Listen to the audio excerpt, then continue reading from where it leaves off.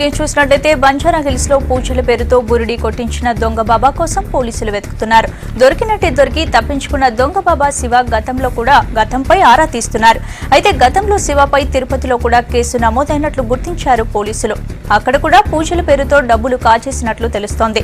ఇక బంజారా హిల్స్ లో పూజలు చేయించిన మధుసూదన్ రెడ్డిని విచారించారు పోలీసులు. జరిగిన ఘటనపై ఆరా తీశారు. అలాగే మధ్యవర్తిగా ఉన్న మోహన్ రెడ్డి కోసం పోలీసులు గాలిస్తున్నారు.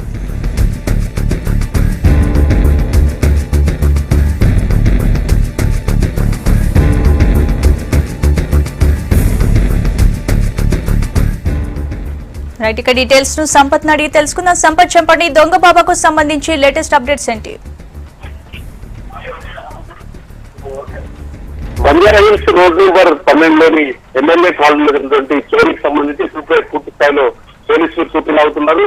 గతంలో కూడా ఈ బురిడి బాబా శివస్వామి అనేటువంటి బురిడి బాబా గతంలోనూ ట్రాక్ గతంలోనూ నకిలీ స్వామీజీగా అవతారం ఎత్తి తిరుపతిలోని అలిపిరి దగ్గర కూడా గతంలో ఈ ఇన్సిడెంట్ కు పాల్పడారు. అక్కడ 2 లక్షల రూపాయలు ఒక ఇంటి దగ్గర పూజ చేస్తారని చెప్పి అక్కడ వాళ్ళంతా కూడా నమ్మబలికి దగ్గర నుంచి ఉడాయించారు. ఆ కేసులో గతంలో అరెస్ట్ చేశారు. దాంతో పాటుగా తమిళనాడు అలాగే బెంగళూరు రాష్ట్రంలో కూడా ఈ బురిడి బాబా చాలా అవాయితీలకు పాల్పడడం వ్యవహారాలు బయటకు వచ్చాయి. దాంట్లో గతంలో చోరీలకు పాల్పడమే కాకుండా ఇలాంటి పూర్తి స్థాయిలో మూల కాపులండి దొంగ స్వామీజీ లాగా అవతారం ఎత్తి దాంట్లో భారీ అనేటువంటి ఒకటి అలాగే దాంతో పాటుగా రైస్ పుల్లర్ అనేటువంటి 2 సిస్టమ్స్ ని మొత్తంగా అంటే డబ్బులు దాన్ని ఒక పూజను దానికి సంబంధించిన ప్రాసెస్ చేసి ముగ్గులో డబ్బులు పెడితే 10 రూపాయలు పెడితే 100 రూపాయలు అవుతుంది. అంటే 10 రేట్ల డబ్బు ఇతరులా వస్తుంది. దానికి 6 గంటల సేపు పూజ చేయాల్సి ఉంటుంది. పూజ నియమ నిబంధనలు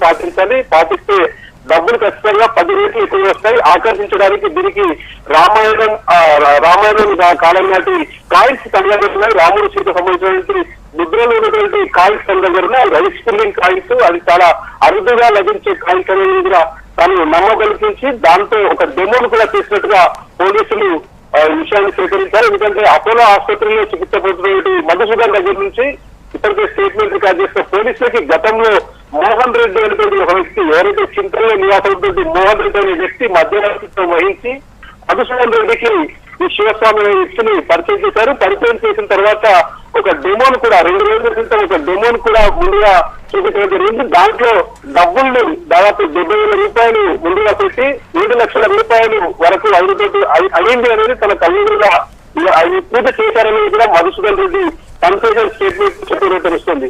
దీన్ని బేస్ చేసుకునే ముందుగా 2 రోజుల ముందు పక్కా ప్రణాళికగా పూజలు నిర్వహించడానికి మధుసూదన్ రెడ్డి నిశ్చయించుకున్నాడు.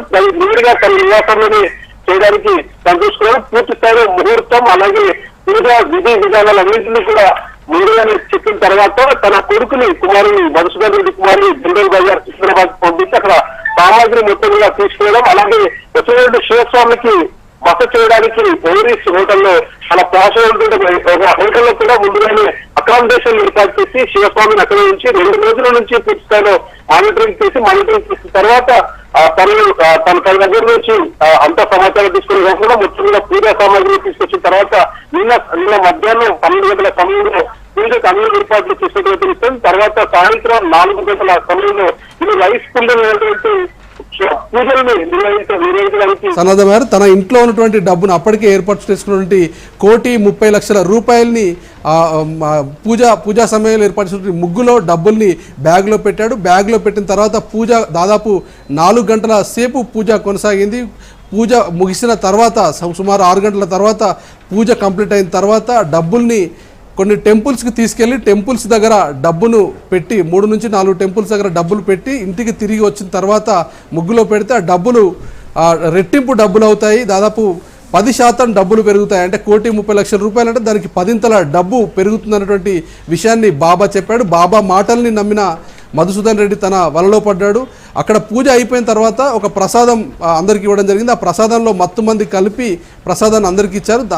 మధుసూదన్ రెడ్డితో పాటుగా తన కొడుకు కూడా ప్రసాదం ఇచ్చారు. కానీ మధుసూదన్ రెడ్డి కొడుకు లక్కీగా మత్తులోకి దిగలేదు. ఇంటికి వచ్చిన తర్వాత మత్తు ఎక్కువైంది. ఎందుకంటే ఈ గ్యాప్లో మత్తుమందుతో కూడినటువంటి ప్రసాదాన్ని ఇచ్చిన తర్వాత కారులో జర్నీ చేశారు.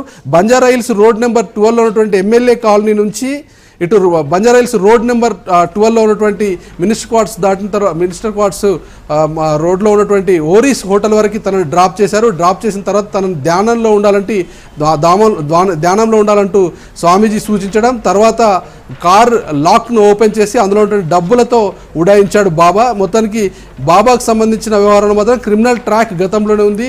దాన్ని పూర్తి స్థాయిలో బేరీజీ వేసుకోకుండా, దానికి సంబంధించినటువంటి ఆరా తీయకుండా, తన ట్రాక్ రికార్డును తెలుసుకోకుండా మధుమోహన్ రెడ్డి మాత్రం అడ్డంగా బుక్కాడని అయితే దీంట్లో స్పష్టంగా తెలుస్తుంది. ఇక ఈ డబ్బులకు సంబంధించిన విషయంలో ఆరా తీయడానికి ప్రయత్నం చేస్తున్నారు. ఎందుకంటే ఎక్కడ కూడా ఇంత డబ్బును క్యారీ చేయడం చాలా ఈజీ ఉన్నటువంటి విషయం కాదు కాబట్టి డబ్బుల్ని క్యారీ చేయడానికి ముందుగా ఎవరికైనా ఇచ్చేసి వెళ్ళాడా లేదంటే డబ్బుల్ని నిజంగానే క్యారీ చేస్తూ వెళ్ళాడనే విషయాన్ని చూస్తున్నారు. ఎందుకంటే నిన్న రాత్రి సమయంలో 11 గంటల సమయంలో యూసుఫ్ గూడలో తన cell phone signals find out అయ్యాయి. సిగ్నల్ ఫైండ్ అవుట్ అయిన తర్వాత పట్టుకోవడానికి ప్రయత్నించిన పోలీసులకి బురుడి బాబా ఫోన్ స్విచ్ ఆఫ్ చేసి అక్కడి నుంచి పరారయ్యాడు. ప్రస్తుతం అయితే బెంగళూరులో దీనికి సంబంధించి సెర్చెస్ కొనసాగుతున్నాయి. దీంతో పాటుగా తిరుపతిలోని అలిపిరిలో కూడా కేసులు ఉన్నాయి కాబట్టి అక్కడ పోలీసులతో కూడా ఇక్కడ స్పెషల్ టీం మొత్తం కూడా ఎప్పటికప్పుడు మానిటరింగ్ చేస్తుంది. ఏదేమైనప్పటికీ మధ్యవర్తిగా ఉన్నటువంటి మోహన్ రెడ్డి, చింతలకు సంబంధించిన మోహన్ రెడ్డి చిక్కితే ఈ కేసుకు చిక్కుముడి వీడే అవకాశం ఉన్నట్టుగా పోలీసులు చెప్తున్నారు. ప్రస్తుతం మధ్యవర్తిత్వం వహించినటువంటి మోహన్ రెడ్డి కూడా పరారీలో ఉన్నాడు. అతను దొరికిన తర్వాత బాబాకు సంబంధించిన లీలలు పూర్తి స్థాయిలో బయటపడే అవకాశం అవుతుంది. మొత్తానికి అంటే దాదాపు అడ్వాన్స్ టెక్నాలజీ పెరుగుతుంది. మాయ మాటలు చెప్తున్నటువంటి బాబాలకు సంబంధించిన ఉదంతాలు ఇటు మీడియాలో కావచ్చు, లేదంటే చాలా ఇన్సిడెంట్స్లో కూడా వాళ్ళ మోసపూరితమైనటువంటి వ్యవహారాలు చాలా వెలుగులోకి వస్తున్నాయి. అయినప్పటికీ ఇలాంటి ఇన్సిడెంట్స్కి ట్రాప్ కావడం, అది కూడా చదువుకున్నటువంటి వాళ్ళు, అలాగే చాలా వెల్ సెటిల్గా ఉన్నటువంటి ధనికులు ఇలాంటి ట్రాప్లో చిక్కుకోవడం అనేది అందరికీ విస్మయం కలిగిస్తున్న విషయం. ప్రస్తుతం అయితే శివస్వామి బెంగళూరు పరిసర ప్రాంతంలో ఉన్నారనేది పోలీసులు అనుమానిస్తున్నారు. ఈరోజు నైట్ వరకు లేదంటే మార్నింగ్ వరకు కేసుని ట్రేస్ అవుట్ చేస్తామనేది పోలీసులు చెప్తున్నారు. Over to you. Right, thanks for the update Sampath.